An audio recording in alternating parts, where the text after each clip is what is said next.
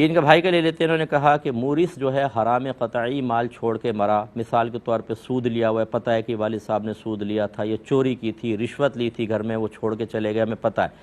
تو وارث کیا کرے؟ کیا اس کو صدقہ کرے یا پھر اس کو اپنے پاس رکھ سکتا ہے؟ دیکھیں دو صورتیں ہوتی ہیں، ایک تو یہ کہ وہ مال الگ الگ ہو، جیسے والد صاحب نے بتا دیا کہ اس اکاؤنٹ کے اندر جو ہے حرام رکھتا ہوں، اس میں حلال،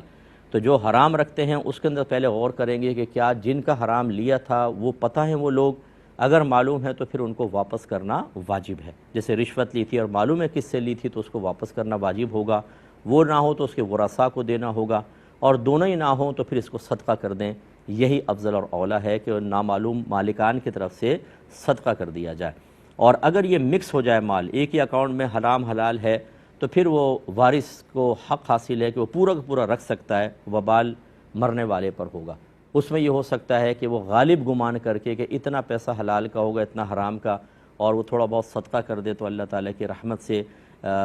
نزول رحمت کی امید ہے، کر لے بہت اچھی بات ہے، لیکن اگر وارث رکھ لے گا سارا کا سارا، وارث گناہگار نہیں ہے، گناہگار وہی شخص ہوگا جو چھوڑ کر فوت ہوا ہے۔